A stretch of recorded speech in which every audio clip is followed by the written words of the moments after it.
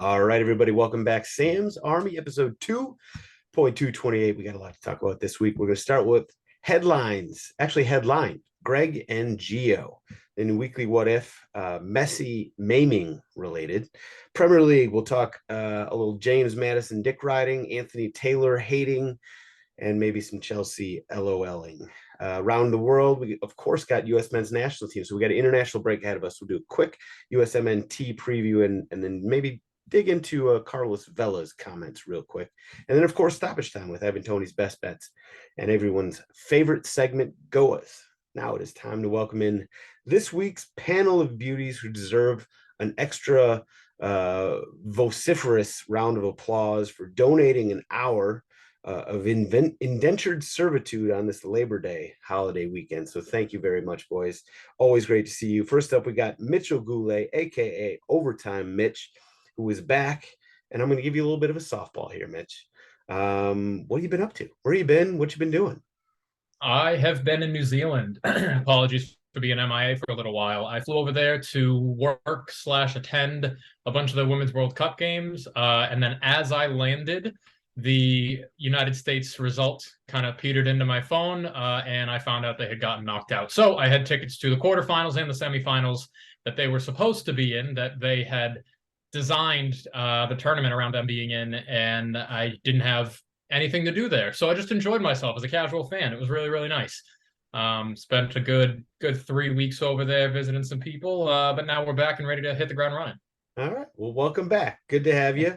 I'm sure you made the best of it. Obviously, a little bit of a curveball there landing, and I'm sure you're with a plane full of people who are all like, "Oh fuck, what are we gonna do?" Bunch of people. We're all at baggage claim. Like, all right, now what? Like, So I actually saw this one dude at baggage claim, and I was like, "Well, you got tickets to the semifinal, right?" He goes, "Yeah, absolutely." Head to toe in United States gear. And I was like, all right, if I see you, wear that. I'll buy you a beer. Sure enough, saw him at the park, 50,000 people. Saw him, bought him a beer. Good guy. Shout out to I forget his name. Listen, it's not really a small world thing, but like I'm sure he stuck out like a sore thumb in his, Oh, right absolutely. away. That's a great story though.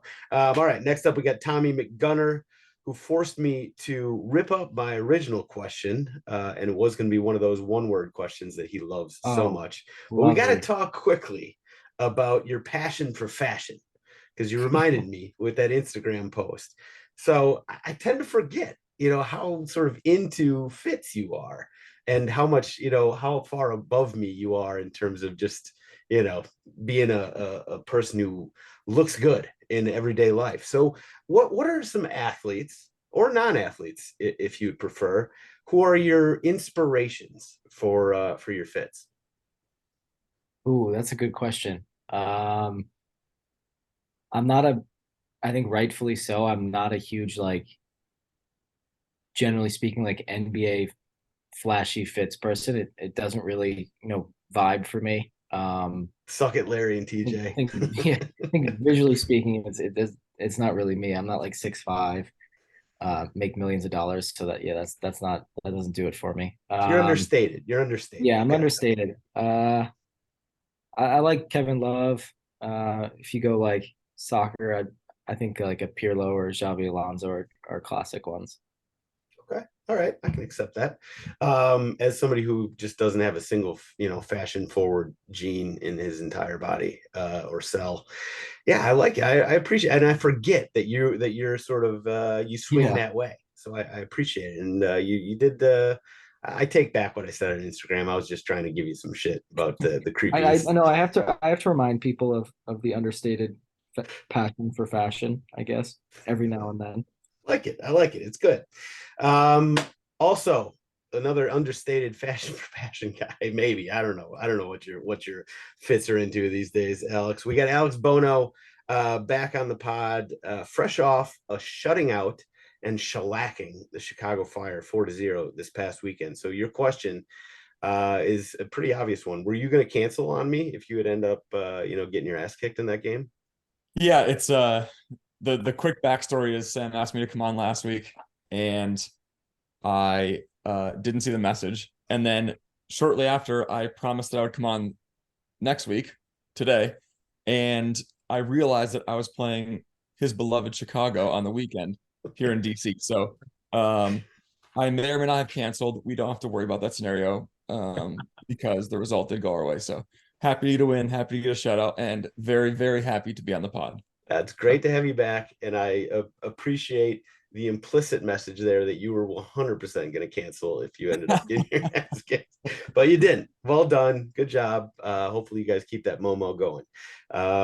We will head to headlines now. So, and I said at the top we just had one headline. There's actually breaking news, so there's going to be a second headline that we'll get into in just a second. But we'll start with the big one. So we're going to get into more soccer related USMNT matters, a little bit later in the program. But for now, let's discuss the news that came out this week that, had Twitter, ablaze as usual. Anytime Gregg Berhalter does anything, takes a shit, everybody's, got a thought on it. So it came out that he has not reached out to Gio Reyna since, the whole situation went down, since he was rehired.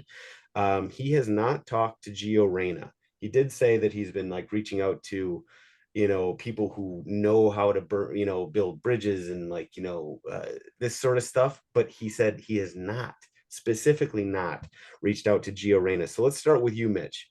Is this understandable? Is this a bad look? Or is this simply inexcusable? Somewhere between bad look and inexcusable. Somewhere in that region. Someone said that he said that he has consulted experts or mediation experts to do. It's not that deep. It's really not. You can go have a conversation with another adult man, and you can kind of hash out whatever differences you may have, whatever's lingering from that World Cup and the whole drama with the parents and everything. Go talk about it, right? I'm not going to pretend to know Gregg Berhalter's schedule, but this is your job. You should be communicating with your players or your pool of players, regardless of whether they're going to make this upcoming roster. And you should do so with good faith. You should do so looking forward, and we shouldn't be keeping problems from last World Cup cycle around for this World Cup cycle. We really, as a fan base, I'm sure the players want to move forward and just kind of put last World Cup behind us. Let's go get better. Let's go prepare for 2026. And this is actively preventing them from doing that. That's a really long-winded way of saying, just talk to your player. It doesn't have to be more complicated than that. Right. As somebody who in his day was, an expert on extremely awkward, high school relationships where, you barely even knew each other and sort of it just got really awkward because you didn't do the right thing. Just be a man. I don't mean a man, but just be an adult and talk to the person, right? Having all these side channels and back channels and, all this sort of stuff, sending notes via that person, this person. Okay, maybe I'm talking more middle school relationship, awkward expert here, but listen, just reach out to him, talk to him. You basically, you said it, you're basically prolonging this entire situation. And the only reason we're talking about it right now is because you haven't talked to him. I don't know. Bones, what do you got to think? What do you got to say on this? I think that Gregg is a really smart guy. I think that he knows what he is doing. I think that he's aware of the public opinion of what's happening and what's going on. And he also knows that a simple conversation, a simple apology is, maybe a conversation that might not be easy to have, but a conversation, like we've said, between adults can and should have been had by now if one or both parties thought that that was the answer. And so the fact that it hasn't happened by now, with Gregg being as smart as he is, being as aware as he is, makes me think that it's not being prolonged because a conversation is being delayed. It's being prolonged because there's a deeper issue there that that might not be on the surface, that might not be public knowledge. That's fair. That's fair. I mean, That's is fair. I think people sometimes forget how complicated the relationship is between him and Gio, right? And it involves him and Claudio. It involves him and his wife, and Claudio and Claudio's wife. Obviously, there's a lot going on here. And I'm glad you bring up the point that, Gregg is a smart guy, because I'm not a Gregg hater, right? I try to be sort of in the middle. And I know, talking to players and everything, one of his strengths, in fact, probably the reason he was brought back, is how well he was a man manager, and he seemed to like get that group together, and they all were working in the same, rowing in the same direction, with the possible exception of one 19-year-old who just, obviously, whatever. So the fact that he has not reached out to him, you're right. Maybe there is. I don't have an explanation for it. And he's not new to this job. He's had it for years. He's not new to professional football. He's been a coach for a long time. He understands the ins and outs. And so for me, it has to be more than just, well, we just haven't gotten around to having that conversation yet, or I'm trying to consult with people who would know how to deal with the situation better. He's been around long enough to know how to deal with these situations when they arise, if it's the surface level that the public has been made out to believe. Yeah. At the end of the day, none of us have a very good explanation at this point, unless you're sitting down there on some info that we need to hear. It just doesn't really make sense. I mean, even if I was sitting on it, like I'd sell it to the highest bidder and not you. Not for free on Labor Day. All right, yeah, that's fair. But no, I agree with Bones. I feel like if this was just a strictly like soccer matter or like behavioral issue within a team or a camp, like I think that can be addressed much earlier on. I think it's way more complicated given the history of both families, and like very hard to separate those two. Like if you talk to Gio, you're gonna have to entertain the other conversation too. And I think there's just a lot going on there that I don't think everyone knows about. True. But it also does feel like, and this gets back to my original comment, it does feel like you're just delaying the inevitable. Nothing's going to change. So let's get this process going. It's going to be a process, right? It's not going to be one conversation. It's way more personal, I feel like, for this one. Oh, for sure. Which make things tougher. Right. I want to acknowledge the fact that there definitely might be some stuff behind the scenes that we don't know about, but the facts that the public do know are already pretty intricate. They're pretty personal, and even if that was the entire picture, that's still like a hell of a situation to have between a player and a coach. I would still implore both of them, mostly Gregg, to reach out, but like both of them to communicate during all of this. Like not communicating, not having an open and honest line of communication is what makes the players, both parties, and the public just have to fill in the gaps with speculation.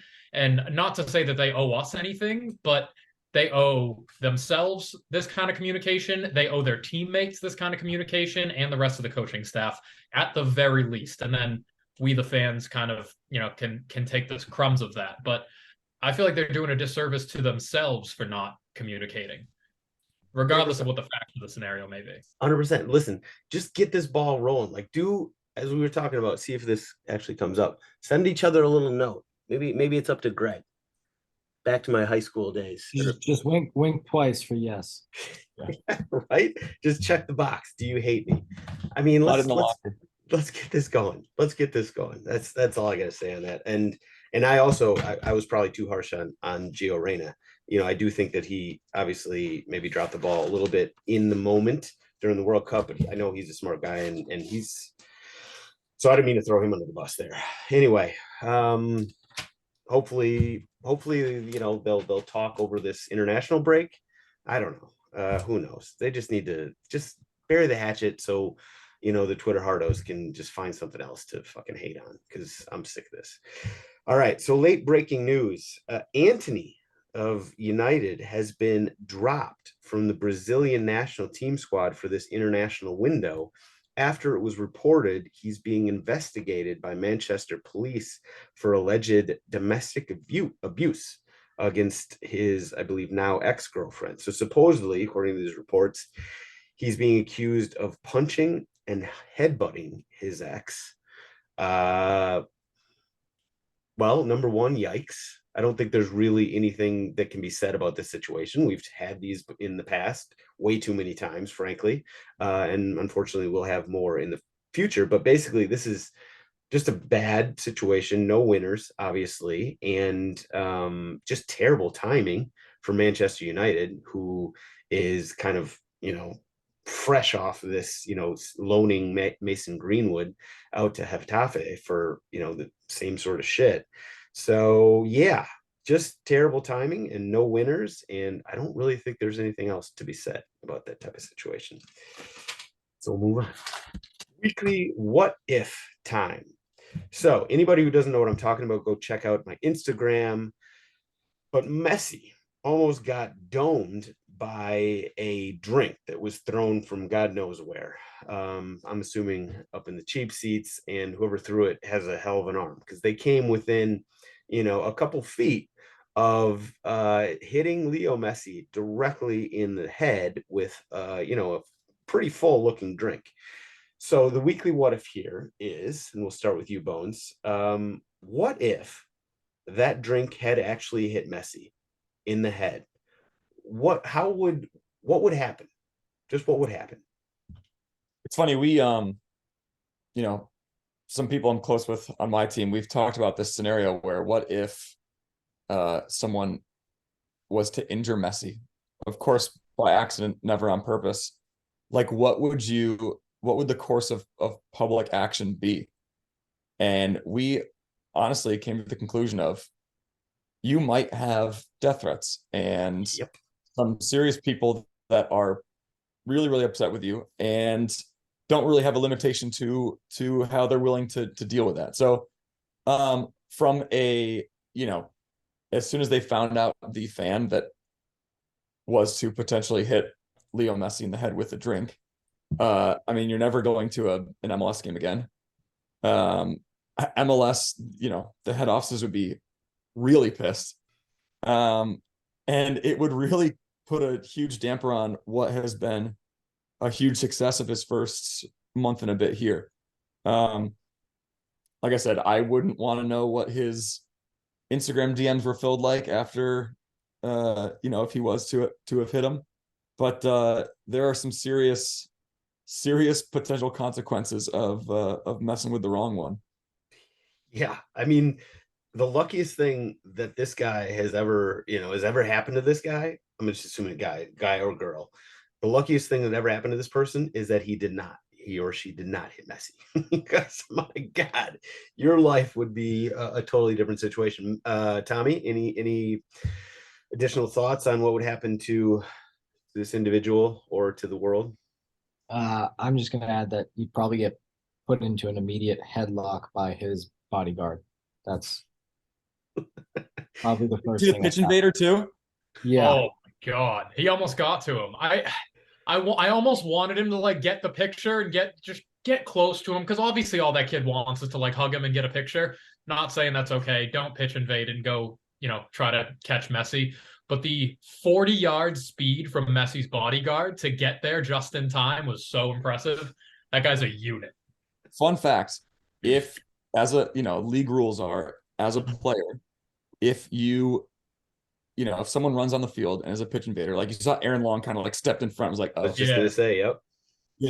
If you are, if Aaron Long levels that kid, you are accountable for injuring this person or anything that could be brought against you for that, which I think is a bit crazy, where you're the man in the arena and someone could be charging at you. And if you were to clothesline them or knock them out on some chance, you are responsible for, it's your fault, and you're going to be held accountable for that, which I think is kind of crazy, to even just protect yourself. That's wild. And I'm not sure it would stand up in court. I think that if you got a good lawyer, you could be like, listen, self-defense. I didn't know if he was coming at me, with a weapon or whatever else. Even in Aaron Long's case, I mean, he's standing right next to Messi. He knows the guy is wearing a Messi jersey. He knows who this guy is going for. I still think that, there's enough a lawyer out there that could, get reasonable doubt in, one juror's mind and get him off the charges. But you're right. That's crazy. That I mean, I guess that's just, I don't know. I guess that's just, real life. But still, I feel like at the same time, if Aaron Long had just knocked that guy out, yeah, he probably would have gotten some charges. He also would have gotten so much PR in a good way that it probably would have ended up being worth it. So Aaron Long, you screwed that one up. Even though he legit did give, like, he was like, I'm going to stop this guy. And then he saw the bodyguard come in, and like, I think Aaron Long probably handled it about as well as anybody could.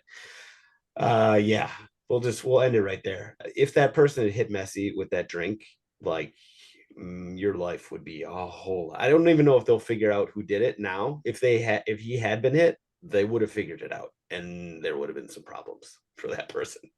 So lucky you. All right, move on to Premier League time. As a quick aside, this weekend, and maybe the whole season so far, has just been a lot of fun. Maybe it's just me. Maybe I just missed it a lot.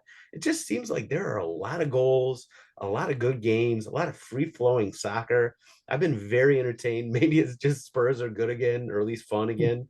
That probably plays into it about 97%. But Tommy, let's start with you. The question we always begin with here. So, we had some interesting results. Arsenal 3-1 over United. Burnley getting shellacked by Tottenham 2-5. Chelsea shut out by Matthew Jebediah Turner and Forest 1-0. And Brighton 3-1 Newcastle. And there were some other good games, some other goal fests. What game from the weekend stood out to you most? I'll stick with the homer. Arsenal United for sure. That's fair. I think That's fair. That game had a little bit of everything. The last 15 minutes surely had a little bit of everything. And one of the things I actually liked about it, which you don't often see, is for some reason it seemed hot in London. So players were like gassed after 70 minutes, and the game just opened up. And there's like, you rarely see that in the Prem, where players are gassed because of the heat. And I think that added another fun element to the game. And it probably being early in the season, so maybe people aren't quite up to 100%. Exactly. Yeah, that was. I mean, listen, it was a fun game. That was a lot of fun. Mitch, what do you got to say? Let's stick with that game. I know you want to talk about that game. it. Okay. Yeah. That was a lot of fun. This was the first Arsenal game that I've been able to sit down and watch for the full 90. Been in New Zealand, as mentioned, and times over there, like, I lose all sense of what time or day or year it is when you're on the other side of the globe. But this game was so much fun. I thought 2 years ago, we don't come back and win that game. 2 years ago, that game ends probably 2-1 United, maybe 1-1. But I really liked everything that I saw. Declan Rice is worth every penny, and anybody that thinks otherwise just doesn't actually watch him play. They just look at the box score. United missing Varane and Luke Shaw, I want to say. I don't think that would have helped them much. Dallo playing out of position did a pretty good job, actually, over at left back on Saka. Martinelli is threatening as ever. Beautiful game. Those are my thoughts. Beautiful, beautiful game. Fair enough. Yeah, I think so. One of the things that I got a DM from I think it was Robert, and he said he's not going to listen to this week's podcast. This is going to be the first week. The first week he's going to miss since we started, and it was because Mikey, was going to just be unlistenable, which is fair point. If Mikey was on here, I would probably have to mute him multiple times. He hated Anthony Taylor, though, so I want to get your thoughts. Anthony Taylor needs to be investigated. Are you fucking kidding me? He's the #1 referee over England. Based on who? I don't know. The penalty not given to Kai Havertz, the penalty overturned for what we all know the language to be a clear and obvious error, is complete dog shit. Anthony Taylor specifically, Premier League referees, but Anthony Taylor specifically has given that penalty a number of times in the past year and the beginning of this season. What he saw to come to the conclusion that that was not a penalty, yet in fact a dive is what it would have to be, then why wasn't Havertz booked for simulation, right? If it is a dive, then he should be booked for simulation. But if it's not a dive and he was actually fouled, then it's a penalty. It is one or the other. There's no middle ground. There just isn't. That was, and you got the sense that like Havertz needed that, you know. He has been under a microscope of criticism and just under the super watchful eye of the entire fan base and soccer media. I just don't think he's that bad. He's put a foot wrong every now and then. He looks lanky and awkward. I have to defend my fellow lanky, awkward footballers, but he's making the right runs. He's trying hard. He's tracking back. And yeah, he whiffs one from the 6-yard box every now and then, but who doesn't? Who doesn't? He needed that. He really did. It's like he is the, it's Timo Werner 2.0 with him. There's a lot of parallels. Yeah. Yeah. They're very different in just the way they look, but they're both German. They're both strikers, and they both fucking mess up way too many, easy opportunities. I did kind of want to get your thoughts on Kai Havertz, but you gave it. It's a fair defense. It's a little early to completely write him off at this point. But I've heard both ends of the spectrum, and I've never heard a player talked about this much. His price tag kind of speaks for itself, and like you do need to live up to that price tag to a point. That's why they're talking about it.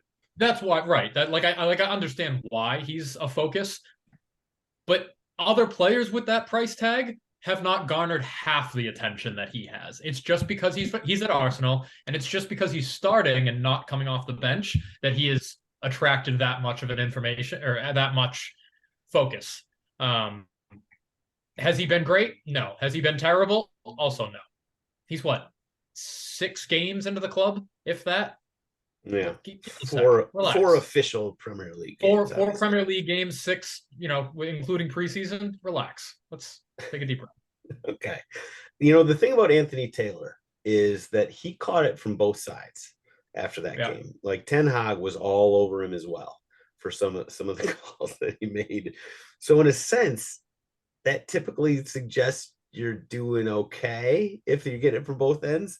But in this specific situation, I'm not sure I agree. It seems like, I don't know if it's like just like a soccer player, you lose confidence and you start making, bad decisions and all that. Like he might just sort of be a low on confidence referee at this point. I don't know. Can I put you into the head of a referee for a little bit? Yeah, here we go. Here we got the official referee union. I haven't officiated a game in like 2 years, so I can't speak on this anything recently. But when you make a call, you are taught to be as confident and concise in your explanation when you're making that call and then describing it to either players or coaches around. If you know you fucked that call up, like you blow that whistle, you point to the spot, and then you're like, ooh, I saw something different. I did not see what I thought I just saw and what I just whistled. You then are in your head for the rest of the game. A bad referee like myself is in your head for the rest of the game. Antony Taylor probably is the same.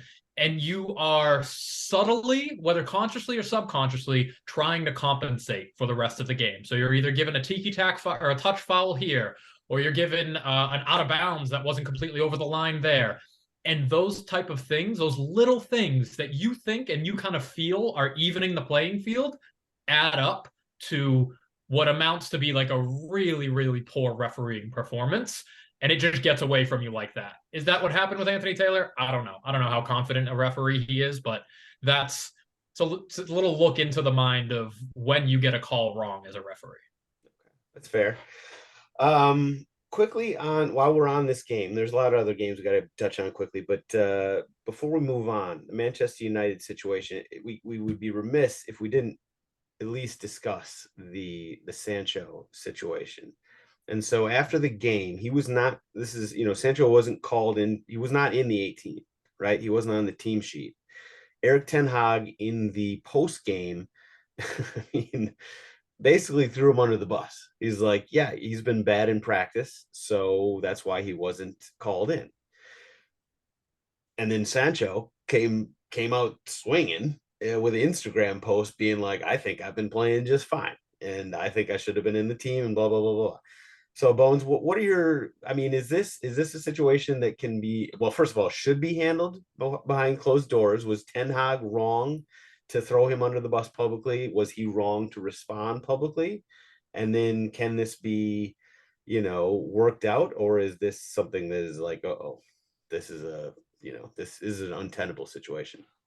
I think especially over there with how intense the media is, I'm sure that the question was asked to him, which is why he responded, is you have to kind of give some sort of answer to avoid it being blown out of proportion, that the media will blow it up into something that's maybe, more than what the face value is, as we discussed with, the previous situation. Coaches have a way of being really honest sometimes, and sometimes keeping it to themselves and trying to deal with it behind the scenes. It seemed like in this situation, he just kind of wanted to let out what he felt about it. I actually think on Sancho's part, it's poor to publicly come out and say on your Instagram, I think I've been playing just fine. Now, if you have an interview, if you have a press conference of some sort, but it seems a bit immature to go on your Twitter and to all your followers and say, actually, I think I'm actually been pretty good. So it's a situation that definitely should be handled behind closed doors. I think the reaction is more reprimandable than the action itself of Ten Hag saying that in the press conference. Okay, fair enough. I mean, like, there are a lot of coaches out there that are not honest, right? That there's coaches that just, they know how to lie, and it's just little lies here and there, but it's a way to avoid this exact situation. And so in a sense, I actually respect Ten Hag for just being completely honest and being like, yeah, I just don't think he's been playing very well. But like, if you do say that, then you got to expect the media response. You don't always got to expect, the player coming back over the top. That, I think you're right. That's tough. I don't know. I don't know where we go. It's a coach's job to make these decisions and evaluate his players based on what he's seeing on a daily basis. And if that is his interpretation of how Jadon Sancho's been playing, that is up to his discretion as the coach. That is why they pay him the big bucks, as they say. That's why they have entrusted him with the organization to make these decisions on a week in, week out basis.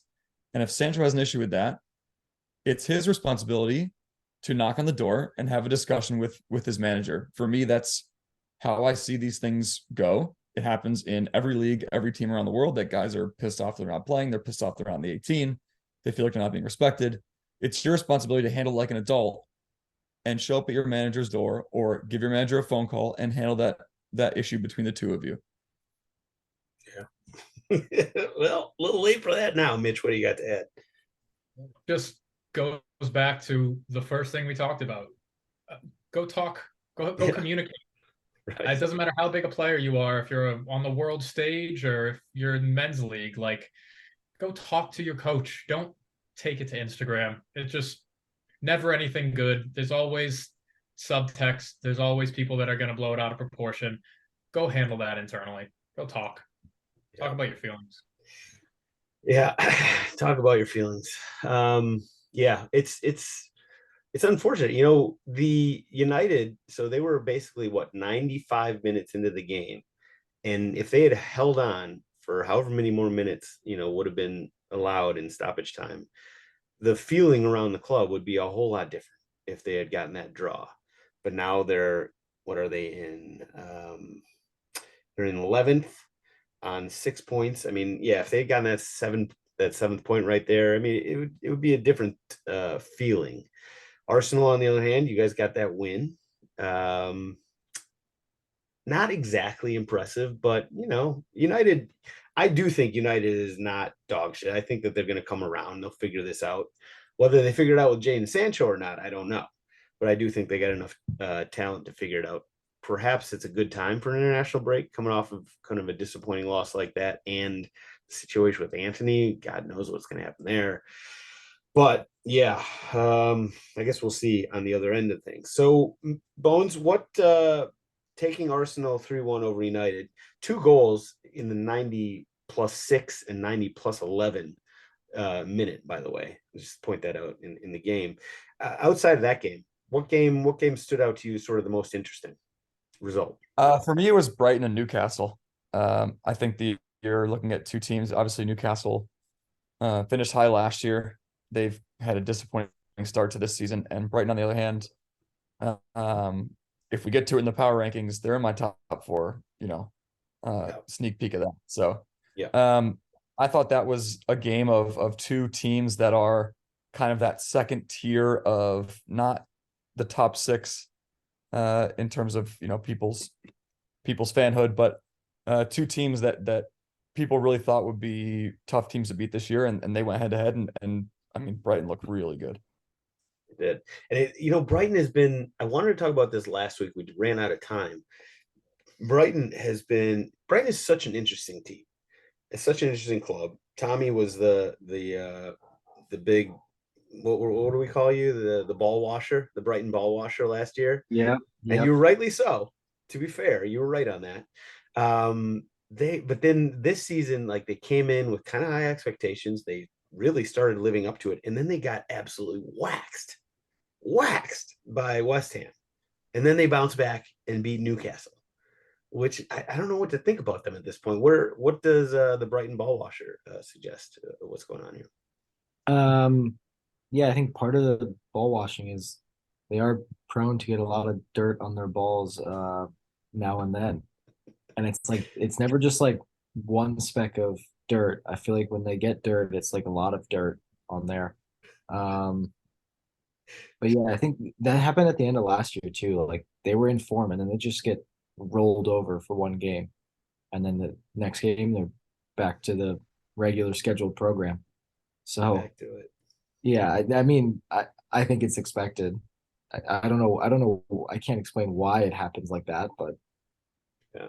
I mean, maybe it's the fact that they're in a relative sense, they're pulling this team together with, chewing gum and fucking toothpicks and all that stuff, as opposed, I'm talking from a financial standpoint. Whereas, Manchester United, Tottenham, Chelsea, I'm not talking the top, right? I'm sort of talking like the teams that they're actually competing with. They're spending a hell of a lot more money. So maybe, I don't know why you would then have those off games where it would just go so badly. But Evan Ferguson, by the way, that guy might be legit. What is he, like 18 already, or only 18 at this point? Yeah, scary. Well, I will say the game, now that we've gone through a lot of the games, I would say Spurs and Burnley, but honestly, that game kind of went the way I would have expected, really. Listen, Tottenham is fun. I love watching us right now. I'm just excited. I'm happy about it. But at the same time, I don't think that we're like, you know, we're not actually chasing trophies right now, right? Like if you look at our schedule, we started off with a very soft schedule, and we still have Sheffield United at home to come. And so I'm really enjoying the Danglies being back and sort of back in charge in a big way. But I still think that we have holes. And the fact we gave up 2 goals to Burnley is, that's not great. Burnley has not started this season. They've not looked anywhere near as good as I thought they were going to look coming into the season. So I'm not willing to go full on, Tottenham is like a world beaters. We'll get to it in power rankings, in fact, but I'm excited. I love the team. James Madison, I would have his babies right now if I could. I've never fallen in love with a player faster than James Madison. I'm all in on him. Some of the other players are just really playing well, but I do think our defense is still suspect. And so I think that, in the way that Ange plays ball, Ange ball, we're gonna get caught, and we're probably gonna give up like a 5 or a 6 sometime in the next, few months. And you know what? We just got to be used to that. So I guess the one that stuck out most to me was Chelsea and Forest, because I mean, shout out to Matt Turner, great game by him. Chelsea, they're bad. I think they might actually be bad. I don't know. Is anybody what are your thoughts on what Chelsea is this season, Mitch? Lost without an actual footballing formation. They started two attacking players against Nottingham Forest. That's a team that we can't really speak historically, but historically you should batter if you're Chelsea. You should really be putting up 2, 3, 4 goals against them, especially with the money that they've spent. I don't know how, financially speaking. Yeah, I don't know how anybody's a Chelsea fan right now. You guys got in the mud right now, spending $1 billion in however many amount of time and nothing to show for it. Truly nothing to show for it. I took a look at their upcoming schedule. It is not a good look. I swear in the next 7 games, they pull maybe 4 points from it. Maybe, if they're lucky. You're right. Wow. Yeah. Wow. More than that. So their next game is Bournemouth away. That's not easy. No road game in the Premier League is easy. After that, they've got Aston Villa, Brighton, Fulham. That's again away. So not just a walk in the park. Burnley, probably a walk in the park, even though it's away. Arsenal, Brentford, Tottenham, Man City, Newcastle, Brighton, Man United, Chelsea. Well, then they get Everton. And by that point, it's December 9th or 8th or something. That is an insane schedule. I mean, goodness gracious. How many points do they get from that? I don't see any, not that there's such thing as an easy 3 points in the Premier League, but I don't see any easy wins there. It is just what we've seen so far from them in the Premier League and in the EFL Cup, where they just squeaked by Wimbledon. I mean, how many points do you see from that? Maybe like 6, 6 or 7. Generous. Maybe. Generous. Ooh. Yeah. I don't know. Listen, I love Forrest deserves credit. Forrest deserves credit, and Forrest deserves their credit. Jebediah Turner absolutely deserves his credit and his flowers for that one. Yep. We can't go without giving some GKU love, but Chelsea they do not look like a team out there. They look like a bunch of individual players that clearly have talent, but don't know where to be or who to pass to. There's another conversation to be had here, which we don't have time for it right now. At some point in the coming weeks, we will talk about it. It feels like by the way, we talked about Chelsea loan army that like FIFA or UEFA was coming down on it. We can't do this. Like it feels like they're right back to it. Like, I don't understand how, like, it's not about money. This is not about money. I understand how they've balanced the books and shout out Saudi Arabia making that happen. But like, I don't understand how they've brought in all these people and just put them out on loan again. Like Gaga, Slonina is one example. Petrovic, maybe, I don't know if he's going to stick with them or not, but like there's so many guys they've just brought in with that $1 billion and there's no place for them on the team. So anyway, it's another conversation that we'll get into at some other point. They do feel lost. It does feel like a situation where Pochettino, he actually needs some time to do. Like, I love Poch. I actually believe that he'll figure it out, unfortunately, but you have to give him some time. And the thing about the Premier League these days is you don't get time. There is no time. No such thing. So I don't know. We'll see how that goes. Can Tommy, we have another conversation another day about what Pulisic's career would look like if he left like 2 years earlier? Right. Or if he would still be right there and how fucking terrible it would be. I mean, it's great seeing him sort of, eat again at AC Milan. It's just, and the Milan fans are so behind him. I mean, it's just so cool. I love that situation. Now, who have I not asked? I asked Bones, right? And I asked Tommy, have you? Yeah, you talk. So Mitch, what game stood out to you? I was going to say this Chelsea Forest game. Yeah. Okay. All right. Well, then we can get into the other games probably in the power rankings. So let's go to it. So power rankings, top 4, bottom 3. Should we throw the noob under the bus? Alex, you're not really noob at this point, but I feel like it's been a while, so I feel like you get the I don't know if it's the good or bad, but go for it. I'll take the honors. No surprise at 1. We've got City. I think that's going to be a unanimous 1. I'm gonna go Arsenal 2, Liverpool 3, Brighton 4. Tottenham just outside my top 4. I'll give them number 5. That's fair. I got the But like you same said, four. Same they've four had as a you.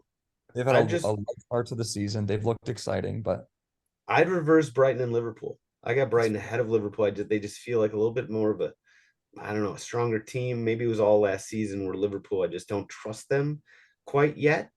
They have looked good, but I'm putting City, Arsenal, Brighton, Liverpool as my top 4. So I pretty much agree with you on that Yeah. one. Mitch, what do you think? I got almost the same top 4. We do have City at number 1, Arsenal at 2, Liverpool at 3, and then it kills me to put Spurs at 4. You guys are fun. You're good. It's James Maddison. I echo everything that you said. James Maddison has made a massive impact on the way you guys play football and conduct yourselves in the final third. It's really, really a joy to watch. And don't record that. We'll snip. Dalton, if you're listening, cut that. But you're right. Listen, he's so much fun, and he's kind of like that 10 that we haven't really had. Bentancur is he does a lot of the same things, but not to the extent of Madison. I love the fact I've been worried about how we're going to fit Bentancur and Madison into the squad together. Maybe we won't. I don't know. But at the same time, both of them, unfortunately, are a little prone to injuries. So it's great to have them both. But man, Madison has just been so fun to watch. That goal he scored this week was just like cherry on the top. And like I am a full blown James Madison dick rider at this point. I'm just riding it. I'm riding it so hard. So Tommy, top 4. What do you got for us? I'll go City, Arsenal, Brighton, Liverpool, and then I'll give love to West Ham instead of Spurs. I think they've rebounded quite well. Yeah, okay. That's fair. That's fair. Listen, when they smacked Brighton the other week, I mean, it did feel like one of those games that it could have just as easily been like a Brighton 2-0 win in that game. Like they had all the possession, and every time West Ham got a look, it actually felt a lot like well, no, that's too far. I was going to compare it with the US versus Netherlands in the World Cup. That's going a little too far. But it just felt like Brighton easily could have come away with a win in that game, whereas the scoreline was 3-0 and just an ass whooping. But facts are facts. West Ham won that game and they deserve it. And they're in 4th place right now. So yeah, I think it's a fair shout. Put West Ham up there. I think that I would actually put West Ham. I'd probably put them in 5, and I'd probably put Tottenham in 6 if I was going to go further. I just listen. Tottenham are fun. I'm not willing to say Tottenham are good yet. Tottenham are fun now, and that's a step in the right direction. I think West Ham would find a way to win that game. Yeah, somehow, some way. Moyes would just make it ugly. Antonio would get some like 87th minute, 1-0 ugly win. Okay, now bottom 3. You want the honors again, Bono? I'll take it. I'm between, there's probably 5 teams that I want to put in my bottom 3. And I actually think it's harsh on the bottom 2 per the table, because I think they've had really tough schedules to start the Prem this season. And I think it's not fair for Burnley and Luton. Luton does not look great at all. I think Burnley has had flashes. But again, they're 2 of the teams that have had a really tough start to the season in terms of scheduling. Everton is for sure in my bottom 3. I'm going to put Luton in my bottom 3, and I'm going to toss Bournemouth down there. All right, so you're taking Burnley out. I'll take Burnley out. I think they've had a rough go of it. I thought, the way that you rarely see a team pretty much dominate the championship on their way up. I thought Burnley did that pretty well. So it's not as if, Luton last year was a smash and grab, won the playoff championship, and might not even have deserved to be there. All credit to them for running the table, making that happen. But they look more or less of the same type of team. They don't look like they've added much or rounded their game at all to Premier League style.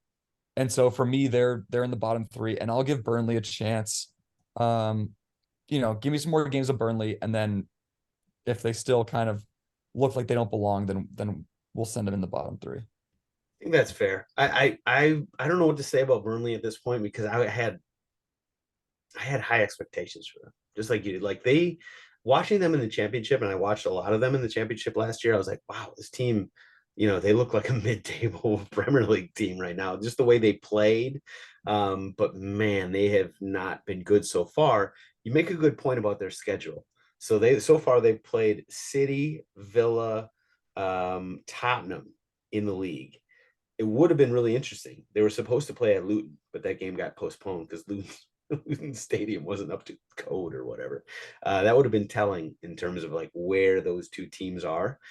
But yeah, Burnley has had a rough go. But I mean, City, Villa, Tottenham, and this isn't Tottenham last year, right? This is fun Tottenham.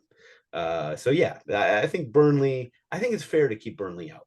Is long story short. I agree with you there, Mitch. Who you? And oh, by the way, so it was Bournemouth, Luton, Everton is who you had in your bottom three. Who you got, Mitch?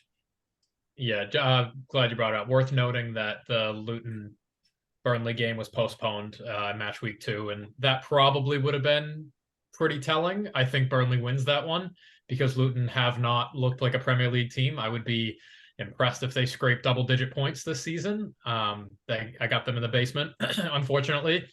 I'm not going to have Burnley down there because they put 2 past Spurs. They put like 1 past Villa. Like they look a little more organized. Vincent Kompany clearly has a plan, and if he doesn't, I'm under the impression that he does, and that's good enough for me.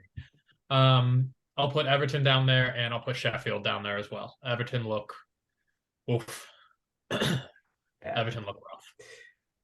I mean, I'm going to stand by this all season. If they had won that game against Fulham on the opening day, where they should have won, I feel like this season goes differently for them. But yet they did not win that game, and it's just been like almost downhill ever since. And they easily, by the way, could have lost that game against Sheffield this week. Like Jordan Pickford came up with like I don't know, he right, that double save whenever the last minute type thing. That was huge for them. If they had not gotten a point out of that one as well, oh my goodness, it would be a bad time in Everton. All right, Tommy, who you got?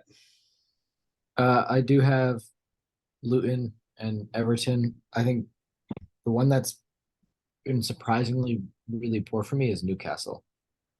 You lose at home to 10-man Liverpool, and then this weekend they just looked like a shell of themselves. They just looked tired, slow, everything. So right now, I think they're quite bad. Wow, you're throwing Newcastle in there. Yeah, I mean they've also had a tough schedule, but they haven't looked great. Tough schedule and a tough week when they got drawn in the Champions League group of absolute death. Yeah, just not a great week for the Toon Army. Yeah, I basically agree with. I'm not going to throw Newcastle. That's a little too harsh. I'm not going to throw Newcastle in my bottom 3. They're not far off of it. Probably not, but at the same time, if it was like a they neutral, did. I mean, they did field, smack Villa 5-1, but I just right. Recently I don't think they've been impressive at all. Fair enough. I mean, I would, because Wolves showed some life against Palace. I think I got to go basically with the table. I'm gonna say Luton Town is the bottom. I'm going to say Everton is ahead of them. And then, I mean, I would, for effect, I might throw Chelsea in there, but I think that they're probably actually a little bit better than that. So I'll throw Bournemouth in for right now. Okay, we don't have a weekend preview because it's the international break. So we will move on to round the world. And we're going to start with USMNT. So we got friendlies against Uzbekistan on Saturday and Oman on Tuesday.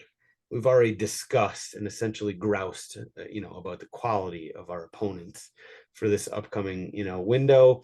I'm willing to believe that there are just a lot of complications that we probably don't even really know about, and it's just tough to schedule teams in these windows when UEFA has Nations League and qualifiers. South America the same thing.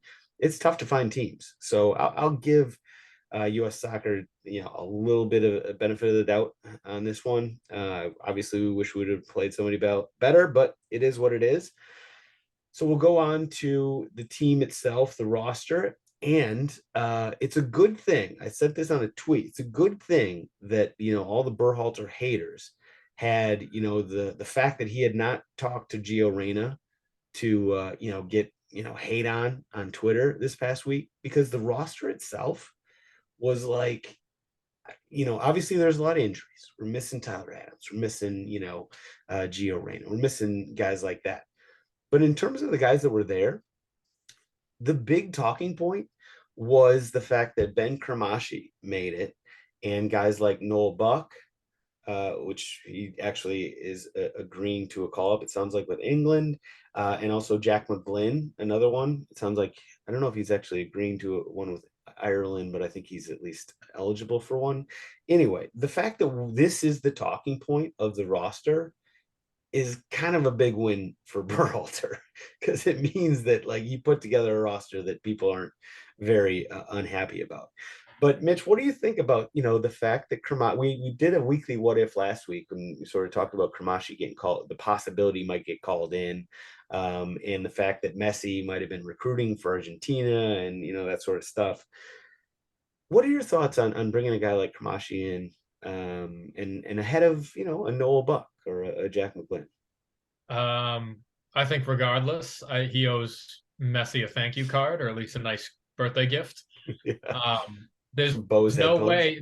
There's simply no way that he gets that look if Inter Miami continue in the form they had before Messi arrives. There's just no chance. That said, like, happy for him to get a national team call up. That's massive. Like, that's such a big deal. Same with Kevin Paredes as well. His first national team call up, really good on him. Like, kid's been working hard, deserves it. And he's gone and proven himself, in Germany. Yeah, he's gone over to Germany and proven himself. He's been on the radar for quite some time now, and I'm glad that he's kind of broke on. I'm not going to attribute the lack of conversation around the roster to Gregg doing a good job. I'm more so going to attribute it to the fact that these friendlies don't really mean much, and that it is a time where we can experiment. We want to put a good side out there, but there's flex spots that we can bring up guys that don't have any caps yet, or just worth another look. I think he's done that while also bringing back the core per se. And I think Gregg's built a good roster. So does it matter against Uzbek and Oman? Who knows? We'll find out. Right. I'm sure we'll talk a lot about it, but it looks like a good roster. I like it. Yeah, that's fair. Bono, any thoughts on either the roster or just the window and sort of the games coming up? I will say this. Obviously, people are disappointed when they announce these opponents and they want to see bigger teams and bigger players come. I think that at times it's harder to play in these games than it is to play in games if you're playing against big world powerhouses in football, because they're harder to get up for. The fans aren't going to be as rowdy. It's not going to be as big of an atmosphere. And for that reason, sometimes these games are a lot harder. In terms of the roster, I think this is a standard, early cycle play that coaches do. And we've seen it so many times before, where they bring in guys that are young and promising, that are climbing a ladder, that they have an opportunity to come in and make their mark and show that they belong in the pool. And so from that perspective, these are the windows to do that. The windows to do that aren't when you're doing qualifiers, when you're doing Nations League, when you're doing these things, when you have the bigger opponents and people are signing up for tickets to see your big name players. These are the windows to do that. And from that standpoint, it's good to see young, talented U.S. men's national team eligible players.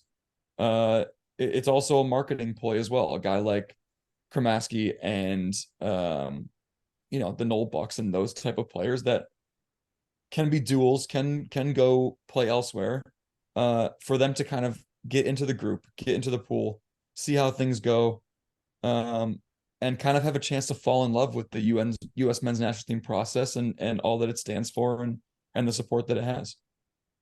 Fair. Yeah. I mean, listen, people aren't going to be sort of rah rah about these friendlies, right? It's just that's not how it works.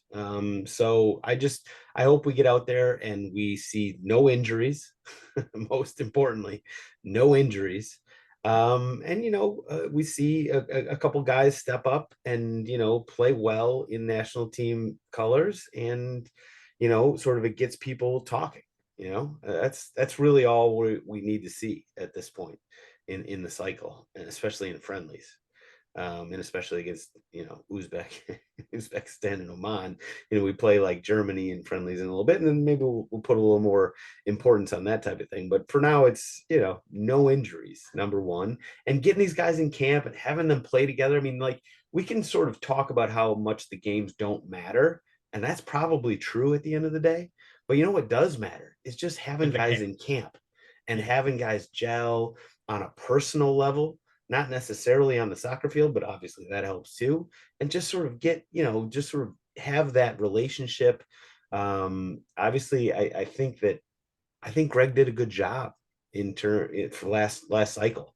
Everything I've heard is like this was something that a strength of his, which again makes me sort of question or confused about what's going on with the Reyna situation. But he's a good man management type guy, according to all the players that I've talked to. So I'm excited to see them play together. It's great to have Balogun in the roster or in the lineup, and have him and Pepe. No Sargent, who I think would have been called up. He's been playing really well, but yeah, he got an unfortunate injury on a goal, no less. So too bad about that. But yeah, I think we'll enjoy the games, and the results don't really matter. Mitch, what do you guys say? One thing, something Bono said kind of sparked this, that I don't think I've given it enough thought when thinking about the national team, is that for the most part, we have won the battles of the dual nationals in recent memory, and we've won the big ones. We've won Yunus Musa, we won Ricardo Pepi, who was dual national capable for Mexico. We won Flo Balogun. We won Serginho Dest. We won Antony Robinson. We won there's wins all around this roster that you look at. And I have to imagine that has to do something with the quality of the camps, the quality of the chemistry in those camps within the players. And Gregg deserves credit for that as well. Because if we lose like two of those battles, our roster and our starting 11 in particular look much, much different. Much different. And no so Yunus Musa in the middle. Imagine. He's such a luxury to have. Imagine if he just wasn't in red, white, and blue. Like, that's something maybe I take for granted every now and then. But these dual national battles, custody wars, I don't know what the hell you want to call them. But we've won the majority of them in recent memory, and it's been good. It's been something I think I've taken for granted a little bit. So everybody else, don't take that for granted. Fair enough. And shout out to the Instagram warriors who are out there helping win those battles with spamming the American flag. We got to give ourselves some credit too. American flags in the comments, that matters. Keep it up. In this day and age, it absolutely does. Any quick shout outs? So shout out Drake Callender, by the way. He's Sam Fam, and he was just on the program, and he well deserved the call up. Even Bono was shaking his head down there, fellow GS or GKU. They stick together. GKU, baby. He's been fantastic, to be fair. He's been fantastic. So with a microscope on him too. So yes, I think he and I saw some people on I don't know if it was on Twitter or somewhere else, sort of questioning the fact that he was called in, like sort of throwing him in with Kromashki. And this is not a shot at Kromashki, by the way. I mean, like, as I think somebody has said, he's played very well, again, under a microscope. And so it's cool to see guys like that get a call up. But Drake Callender, he got a call up before this whole Messi mania happened. So let's not sort of question whether he is deserving of this. Yeah, we'll move on. Let's, number one, no injuries. Number two, let's see some guys step up that we would like to see, that we don't know exactly what they are. And number three, I guess, win. That'd be nice too, but honestly, it doesn't matter. Last thing, two things quickly on MLS. Number one, the thoughts that Carlos Vela just dropped. I believe it was today, maybe it was yesterday on Twitter. I saw the video, and his quote was basically, if MLS wants to be taken seriously as a big league, the players need to essentially stop celebrating their fellow, opponents. Essentially, he's talking about Messi. Stop celebrating opponents and start treating them like any other opponent. So, Bones, I got to get your thoughts on this. What is he? I mean, there's an element of truth there, but what are your thoughts as an MLS player right now? Yeah, timing wise, it kind of comes off as complaining star. Sour grapes, right? Because they just lost Inter Miami. Just lost and handily. And in a game where Messi was once again fantastic. And as a player in the league, of course, the slander that has come about because of how good he's been is difficult because people are just kind of putting the league down. And I get that, but it's not like Messi hasn't been dominant everywhere he's been to an extent. And so, yeah, timing comes off a bit like you're just kind of upset because you lost a game and they beat up on you guys, which I understand. But in a way, yeah, like there is a lot of truth behind it. I understand the fan spectacle. I understand the people coming to the games. He is the biggest star, the biggest athlete star in the world. And that's bar none. And I don't think that's a crazy thing to say. So I understand the spectacle of the fans. I understand the media spectacle and Apple TV doing the whole thing about it, and Taylor Twellman following and doing every game that Miami does. But as a league, as players, we should treat him like any other MLS player. Guys should feel like they should tackle him and make it difficult for him. And Nashville did a great job of that. I believe it was midweek. They made it really tough on him. Guys were getting in his head and he was jawing back and forth. And that's the thing that you love to see, is that it seems like by all accounts, he is up for that. Like he is ready to kind of take that on and be a part of that part of MLS, which is awesome. So yeah, more teams should treat Miami like Nashville did. Okay. Fair. Tommy, I want to get your thoughts. So when we talk about, athletes, obviously Bones would just be standing around the whole time and watching Messi run around. He wouldn't actually be, out there trying to tackle him and do other things. So let's talk to an actual athlete that very easily could be playing against Messi. Bones ran away and came back so quickly. I had to defend myself. Do you see, Selena Gomez's reaction when goalkeeper Union John McCarthy made that save? Right? John McCarthy getting on the map though. So let's get some respect to GKU. We got to stand in front of those balls. Fair enough. He got in the way.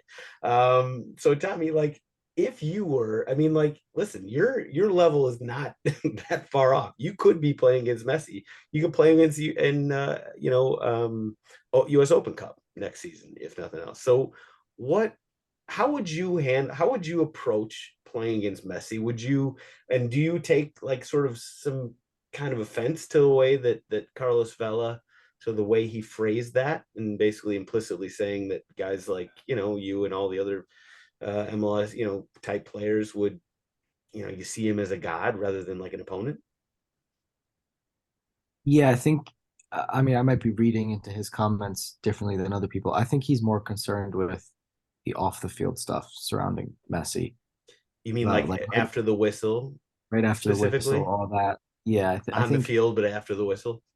Yeah, I think there's a time and place for that, and I think for him being somewhere who's played Barcelona, played Arsenal, all these big international clubs, international games, like I think he probably has a better understanding than most people about that. I think that makes it seem more like a spectacle and a show than a match, and I could see that like getting old for people. Then it's a completely separate question of how the hell you're going to tackle Messi. That's a lot harder said than done. Yeah. Even if you try to take a swipe at him, like you can still miss. Like that, that's something completely different. So yeah, I think but I do agree. I think Nashville, even Orlando, to start that match, like the whole idea of just like getting bodies around there, being physical. Like I think more teams have to take that approach. Yeah.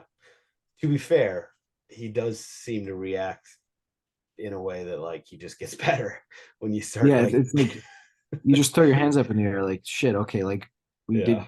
in his head, like we made it difficult for him, and then he just pulls something out that no one else can. Yeah. But at Some least point. you've done all you can at that point. Yeah, Yeah, that's yeah. fair. Okay, quick, Mitch, unless you got something to add here. I No? don't play. I don't get paid to play football, so I'm all set. Okay. Quickly, Bones, let's get a quick power rankings for you. Who is the top 4 teams in order in MLS right now? In order, I'm gonna say it's Cincinnati, St. Louis, Miami, and New England. Okay. The what I was wondering where you're gonna put Miami. So you got You know you got them what? behind Cincinnati and St. Louis. I do, yeah. Like they're, you know, they've been obviously really impressive. Um, Despite their summer turnaround, there is a reason that they are currently bottom of the table, and or we're bottom of the table. And so yes, of course, you had the best player in the world, and you had some of his ex teammates to come back and join the band. I like to think that somewhere along the line there's going to be a slip up where something about Miami's old ways comes back to the surface, and people understand that this team is still largely the team that was bottom of the table midway through the season. That's fair. So right Speaking now, like you're you're it's hard to speaking say like a man anything. who's holding on to last place in the Eastern Playoff Conference. We they're a team that were you don't want to look behind you. But the last couple months they've looked like a team that's impossible to beat. So we'll see what happens. It's in terms of MLS play, it's still early days.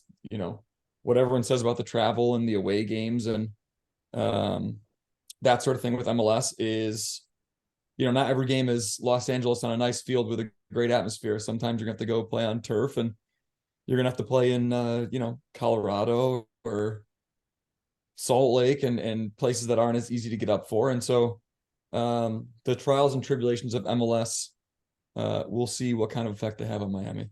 Yeah, that's fair. I think that is something that people do need to keep in mind, right? I mean, like people always talk about how hard MLS is with travel and the grueling schedule and all that, and we're still early on. So we'll see if I mean, if you can keep Jordi Alba and Busquets and Messi healthy and happy, I mean that's one thing. But if you can't, then Miami could obviously take a tumble really quickly if they don't have. And those. they have a lot of work to do to get in to the playoffs. For sure. Listen, if they get into the playoffs, Nobody wants to play them to not win MLS Cup. I don't know if I would if I was a fan, but there's still a long way to go in the season. There's a lot that's yet to happen. Fair enough. Fair enough. Okay, good. Let's go on. Let's hit the stoppage time. I wanted to give a quick shout out to the FPL leaderboard. We'll do that next when we come back to No, let's do it now because because you're high up on the yeah, leaderboard. I'm up there. Okay. All right. Let's give a quick shout out then to I'm 34th. This is the highest I've ever been and the highest I ever will be. I'm going to plummet next week, but I want my flowers right now. Fair enough. Fair enough. How many points did you score this week, by the way? 95. God damn it. I can't even beat him this week. I got 92, and I thought for sure I'd at least have like the high score this week. No, I don't even got that. God damn it. I stink at this game. Okay, let's give it. Shout out to Mitch for. I assume Tommy didn't beat that since he hasn't spoken up. No, I would have spoken up by now. Of course, I would assume so. All right, let's give a shout out to the top of the table right now. Major League Soccer, Jackson Sawyer is in first place on 289 points. 289 points. Are you fucking kidding me, Jackson Sawyer? That's like twice as much as I got. You're a real jerk, Jackson Sawyer. Well done. Anti-template FC, Kyle Ray, you're in second. Oh, actually, you're basically tied for first, 289. JCFC, Jonathan Cohen is in third. Big Hall and Sonley. Big Holland Sonley. My pronunciation of all this stuff is very questionable. Big Hollands only. Taylor Filbert, you're in fourth. C Poppy, Steven Schinkel, you are in fifth. Well done to all you guys. I could actually keep going down this list.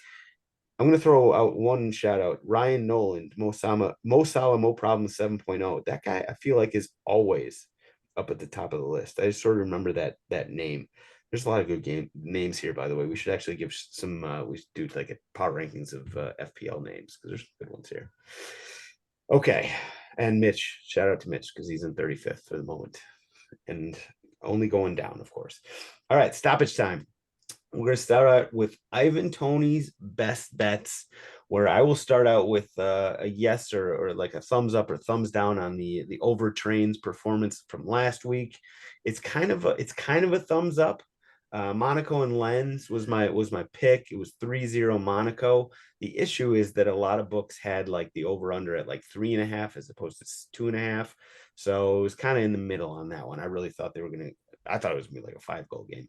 But anyway, we'll give myself a sort of like a C+ on that week.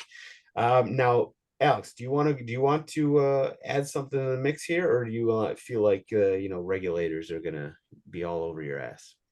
I'll just preface that there you go. Just caveat it. There you go.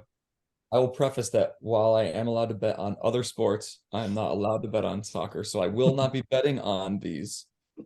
However, if I was to give a recommendation, I would parlay 2 U.S. men's national team wins along with take Pittsburgh Riverhounds over Loudoun United.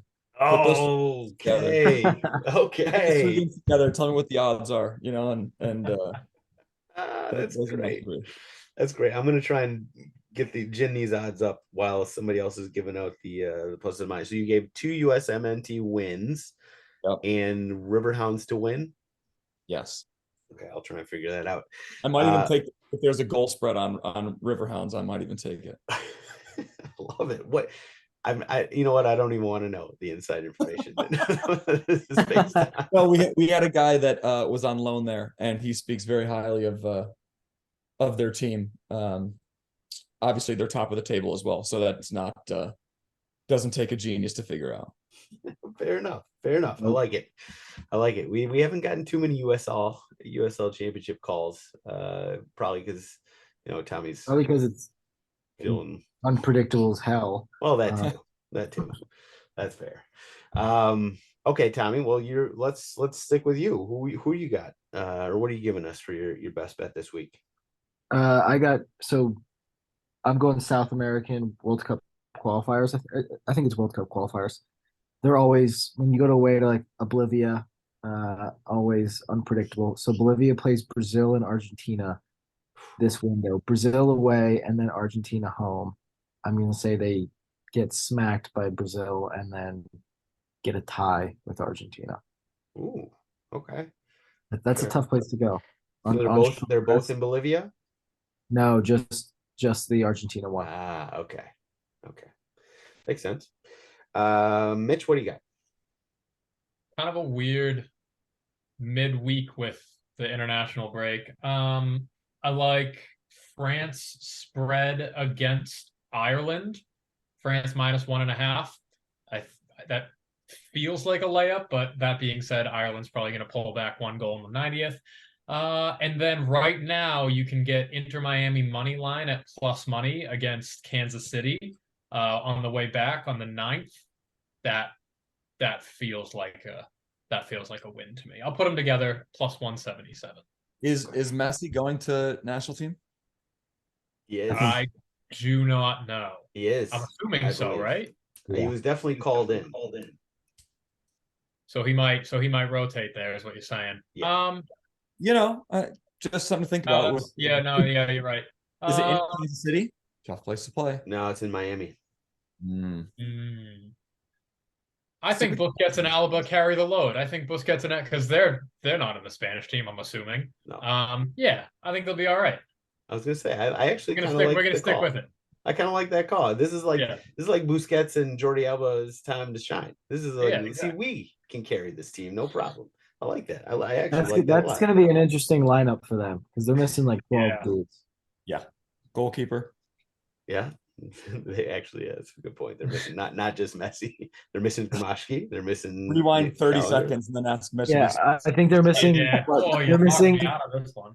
They're missing both their center back. backs. Both their center backs. Did Yedlin get called up? No. No. And then you're missing Gomez, Kermasi. I think Robert Taylor got called up. Robert Did he? Taylor got called up. Yeah. Yeah. Mitch is rethinking this. Mitch is seriously rethinking this pick now. Yeah. I can't go back No, on it. no, I'm you're doubling in. down on it. You're all in at this point. I still Oof, say it's okay. Busquets and Jordi Alba's time to shine. That's what I mean. Yeah. Okay. And they're U19s. Yeah, and the U19s. Oh, all right. I'm gonna give out two. I've been giving out one the last couple weeks. I've been doing pretty well with hitting them. I'm gonna give out two this week. So it's an international break, so you got to dig deep. That's not a problem for me. I dig all the way down to like, Uzbeki fucking Premier League if I gotta. But I'm gonna go in England where the lower leagues are still playing.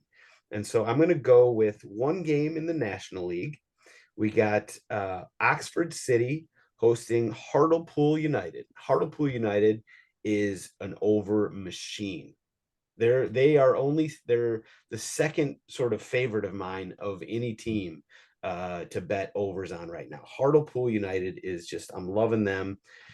So that's a National League game. Oxford United, Hartlepool, 9 a.m. Central Time on Saturday. Also, at the same time, 9 a.m. Central, Saturday morning, is my number one pick of all over bets, over teams, period, Wrexham. It just, I don't know if like Rob and Ryan like set up this team to be exciting. It would not surprise me, but like they give up goals and they score goals by the buttload. They play Doncaster on Saturday. Doncaster is not good. Doncaster does give up a lot of goals. So Wrexham could just carry this on their own. But at the same time, Wrexham's been giving up enough goals that Doncaster could easily just, squeak one out. And then you're just easy money. So I'm going to parlay those two together. Hartlepool United visiting Oxford United and Wrexham hosting Doncaster. And that, to me, just feels like just stealing money. So you're welcome.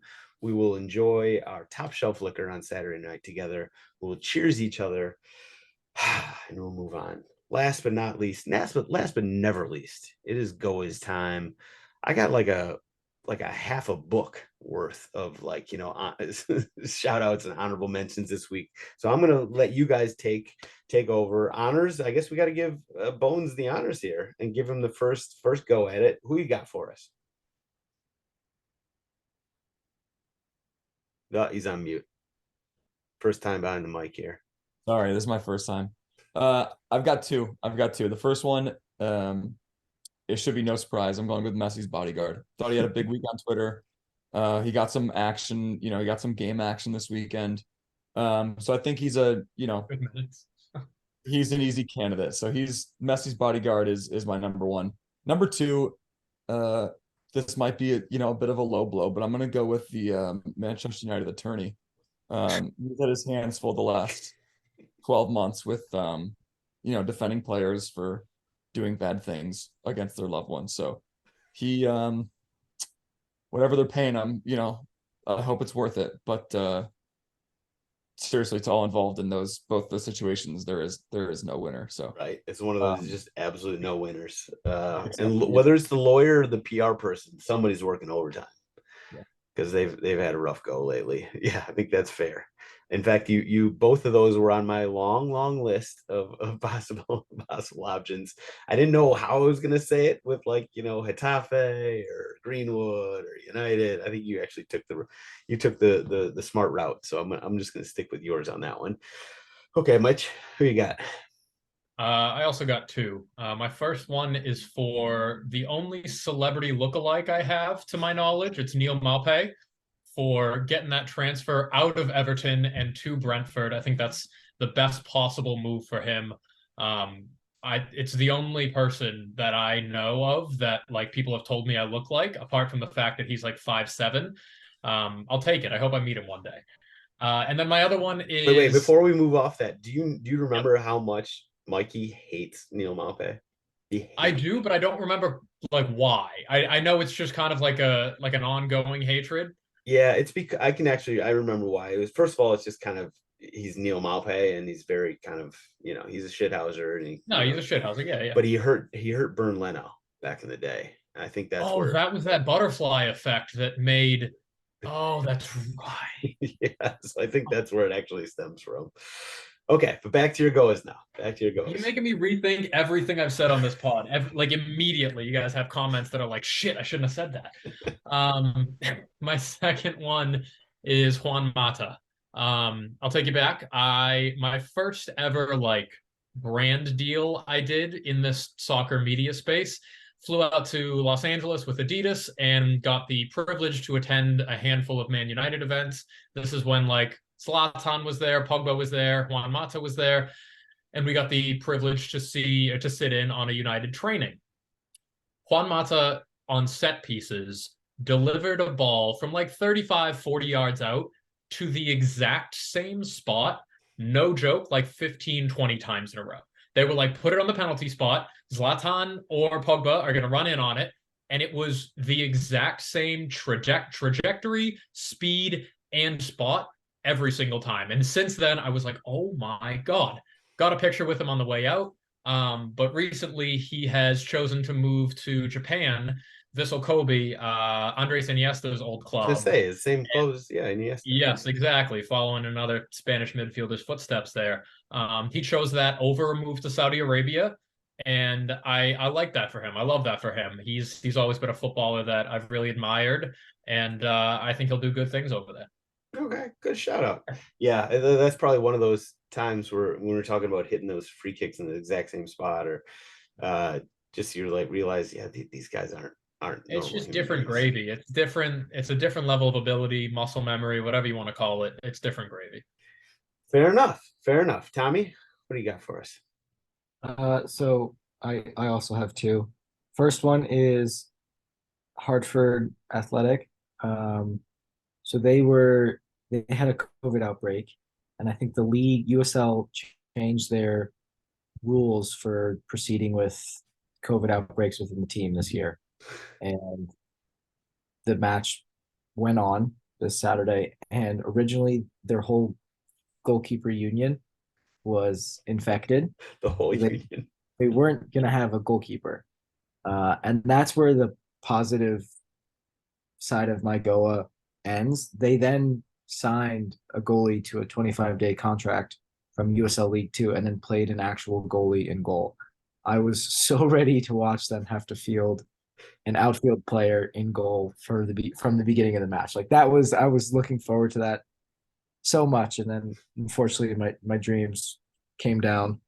And then my second one is Gabriel Magalhaes moonwalking abilities. Are you going to give the story there? I mean, if anyone watched the game, just the way he kept Garnacho offsides by moonwalking, basically. Now, did he really keep him offsides though? We should have talked about that. I don't think it's offsides. Yeah, either. I didn't think so either. I think the way they drew the line, they like put the ruler crooked. Well, listen, next time I'm on, we have to do offsides venting. Yeah. Okay. I like that. I like that for us. I'm gonna put a note. I have many thoughts about offsides calls in different leagues, and we could use a little Alex Bono rant. So I'll put that in the notes for next time.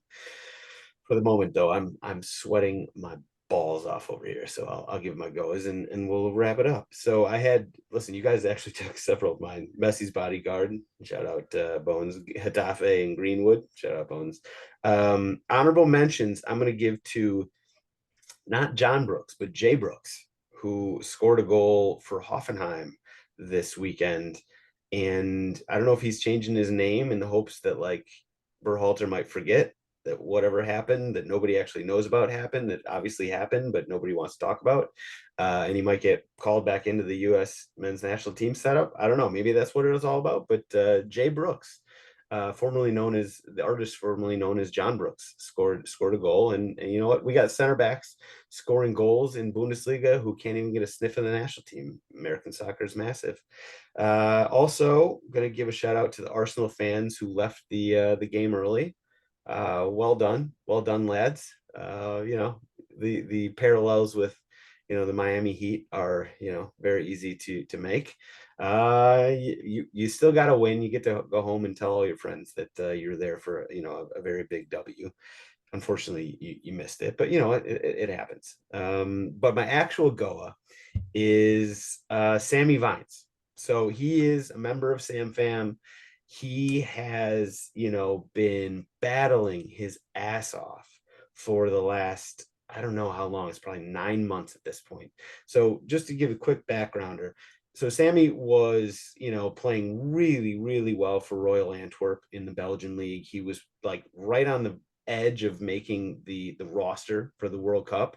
I mean, I think he should have made it. Whether he would have made it or not, we will never know, because he broke his leg, you know, just before the roster being announced. So ever since then, you know, I mean, for the last, you know, 6-7 months up until I think June or May or June or so, he was just, you know, recovering, just doing his rehab and everything.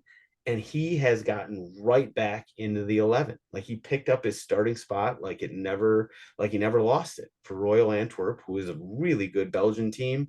And you know, he played all 90 in the last qualifier to clinch their spot in the Champions League group stage against AEK Athens. It was in Athens. He played all 90 in that game. He just scored a goal, a banger, this past weekend. And you know, he's playing really well. Obviously he wasn't called up for the US men's national team roster this time, but like if he's not on the radar, then you know, that's a fireable offense in my opinion for Gregg Berhalter. So let's get Sammy Vines back, you know, in the mix. And just a shout out to him. Obviously, you know, nobody ever wants to go through that type of thing, but I remember talking to him in like literally the day after it happened, and he was, you know, sort of just, he was just positive and like, I'm just going to battle through this. And he did. He absolutely did. And he came out the other side, I hope, even better than he already was. So shout out to Sammy Vines, playing the best soccer of his life. Hopefully he'll be back in the men's national team setup soon. Either way, though, he's starting for Royal Antwerp and they're playing well. So shout out to Sammy Vines. That's my Goa. And that's all we got, guys. Thank you so much, Mitch, Tommy, Alex. Always great time having you on this Labor Day, celebrating, you know, the holiday by, as I said, indentured servitude for no dollars and cents. But no, thank you guys for coming on. Thank everybody for listening, and we'll see you guys next week.